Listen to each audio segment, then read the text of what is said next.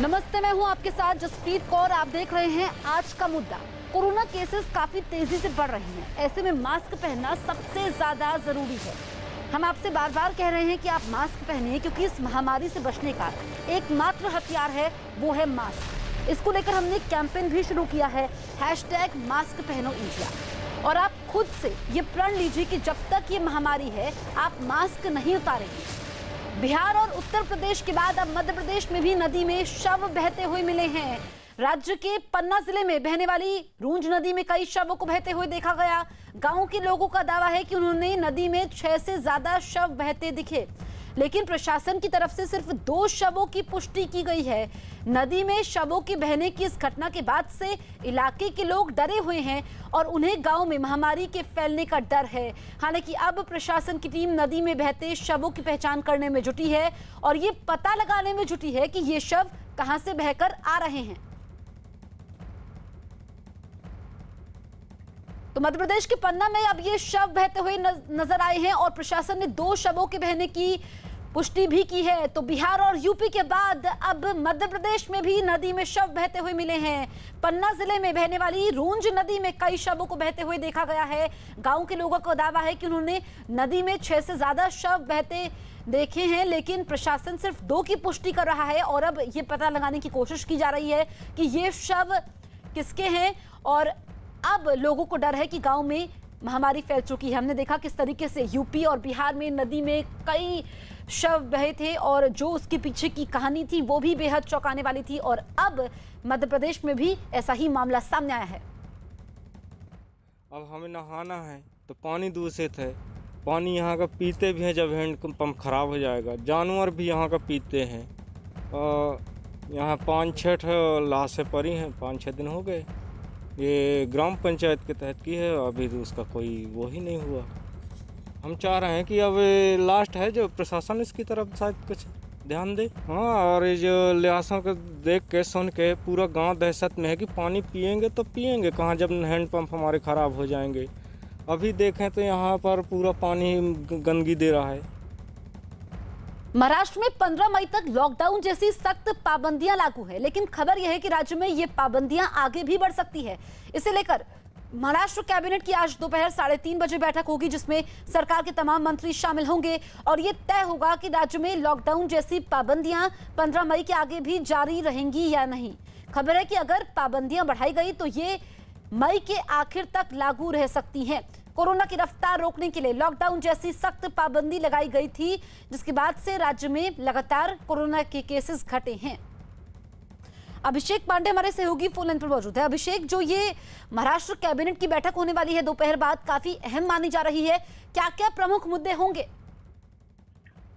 देखिए, एक महत्वपूर्ण बैठक है क्योंकि कोरोना के समय में जब अगले 2 दिन में 15 दिनों का जो लॉकडाउन है वो खत्म हो रहा है, तो सरकार के लिए सबसे बड़ी चिंता की बात है इसे एक्सटेंड किया जाए या समाप्त कर दिया जाए। क्योंकि इस 15 दिनों के भीतर महाराष्ट्र के सभी जिलों में जो कोरोना के केसेस के ग्राफ हैं वो कम हुए हैं। इससे साफ है कि ग्राफ कम होने से सरकार की चिंताएं थोड़ी कमजोर जरूर हुई हैं, लेकिन खत्म नहीं हुई हैं। और ऐसे में सरकार कोई रिस्क नहीं लेना चाहता ताकि फिर से इस तरीके की दिक्कत आए। और साथ ही सरकार चूंकि अगले पेंडेमिक की भी तैयारी कर रहा है कि 3rd वेव की आशंका है, उसको लेकर भी तैयारी कर रहा है, तो सरकार की कोशिश है कि कुछ नियम शर्तों के साथ इस जो लॉकडाउन को कंटिन्यू किया जाए। हालांकि महाराष्ट्र सरकार ने लॉकडाउन शब्द इस्तेमाल करने की बजाय ब्रेक द चेन इस्तेमाल किया है, लेकिन सरकार की कोशिश है, जो मंत्री लगातार सरकार और सीएम को सजेशन दे रहे हैं कि इसे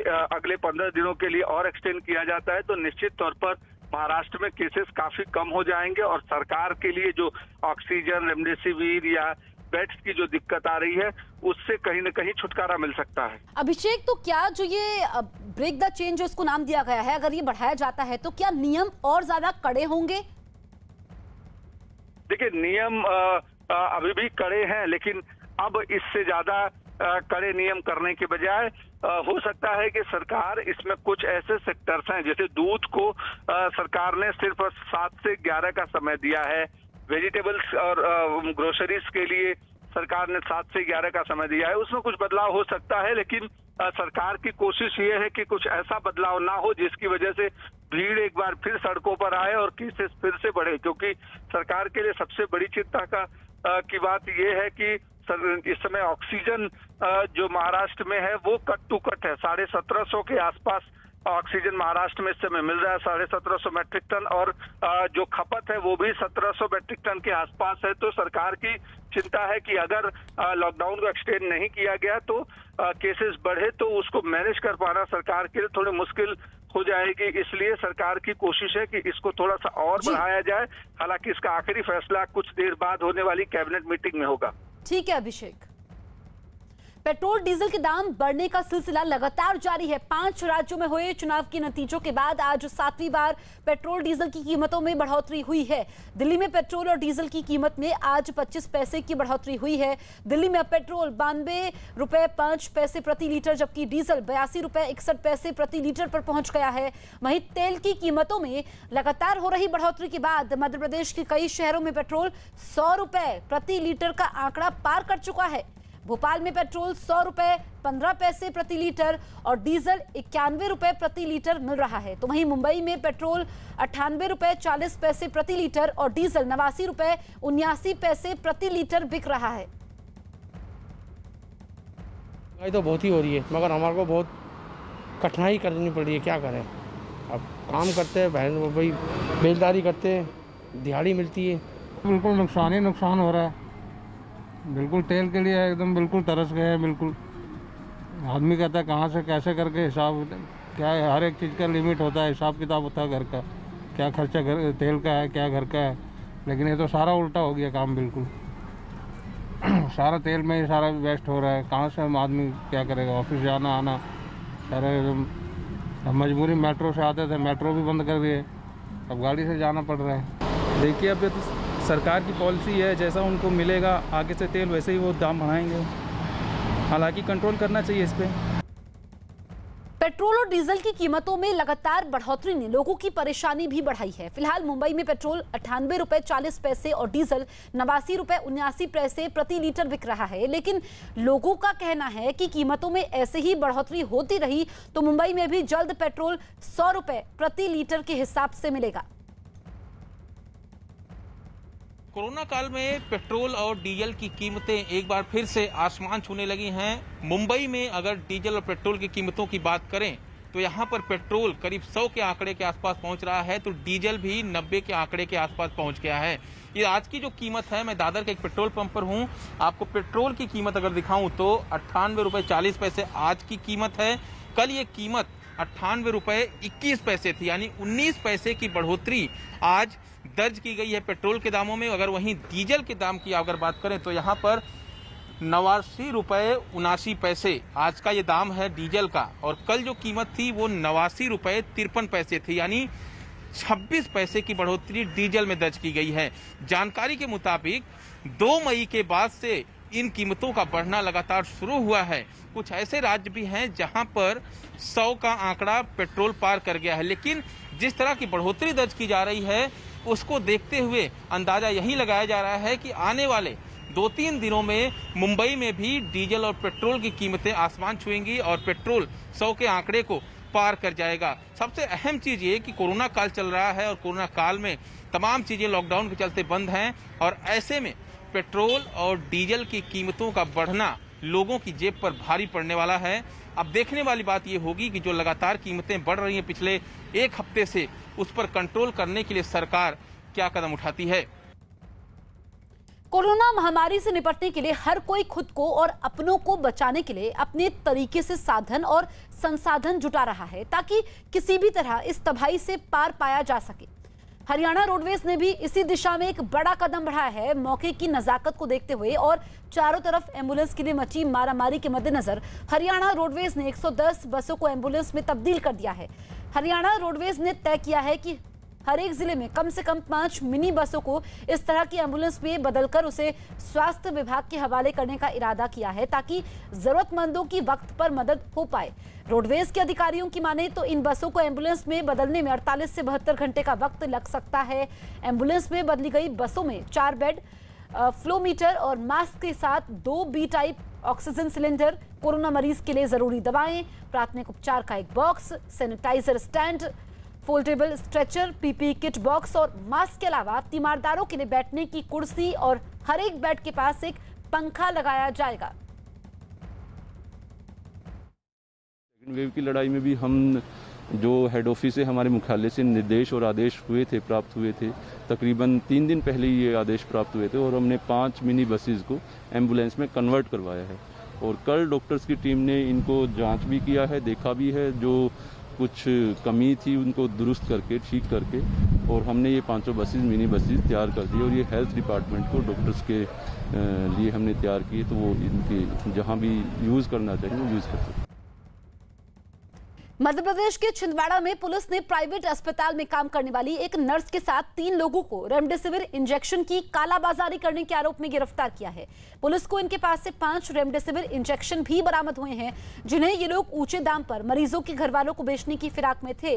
फिलहाल पुलिस गिरफ्तार हुए इन आरोपियों से पूछताछ में जुटी है और ये पता लगाने की कोशिश में है कि अब तक ये लोग कितने लोगों को रेमडेसिविर इंजेक्शन बेच चुके हैं।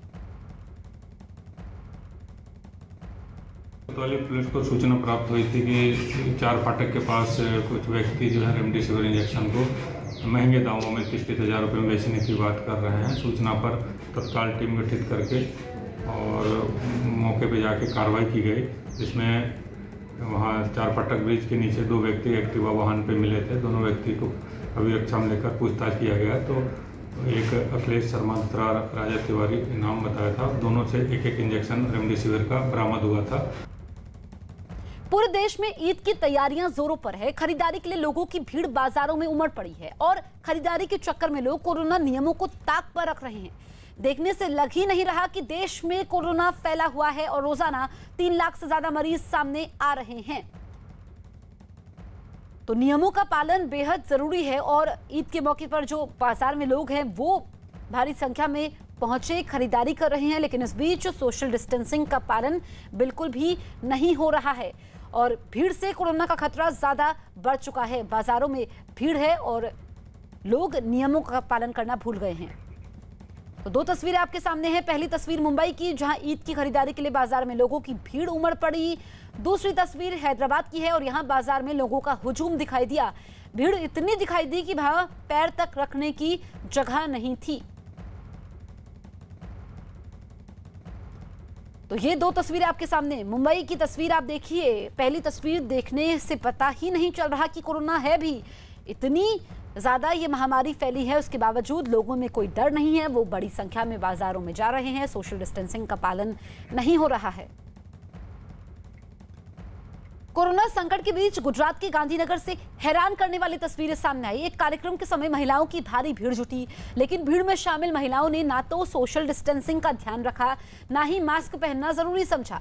कार्यक्रम का वीडियो सोशल मीडिया पर वायरल होने के बाद पुलिस भी हरकत में आई और कार्यक्रम के आयोजकों पर कार्रवाई का भरोसा दिया। तो गुजरात के गांधीनगर की ये तस्वीरें, जहां पर कोरोना नियमों का उल्लंघन हुआ।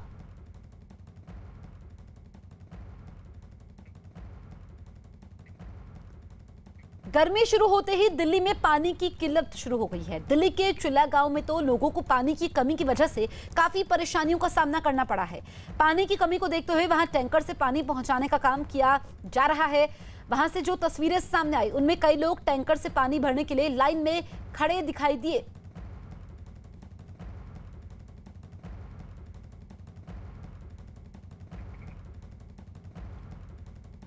इजराइल ने सुबह सुबह गाजा शहर पर हवाई हमला किया। तस्वीरें हम आपको दिखाएंगे जो कि सुबह की सामने आई है, जब गाजा सिटी सुबह सुबह जागने से पहले ही हवाई हमले के बाद आग की लपटें और धुएं का गुबार में डूब गई। हमास और दूसरे हथियारबंद गुटों ने दक्षिणी इजराइल पर बीती रात और सुबह सैकड़ों रॉकेट दागे। बताया गया कि इजराइल ने मंगलवार को भी हवाई हमले में गाजा शहर की 2 गगनचुंबी इमारतों को निशाना बनाया और उन्हें मिट्टी में मिला दिया। दोनों तरफ से हुए इन हमलों में बच्चों समेत 30 से ज्यादा लोगों की जान चली गई। इजराइल का दावा है कि उसने गाजा सिटी पर हवाई हमले में हमास के कई बड़े कमांडर्स के घरों को निशाना बनाया है। इजराइल की सेना ने यह भी दावा किया है कि इस इलाके के पुलिस मुख्यालय को भी उन्होंने निशाना बनाया है।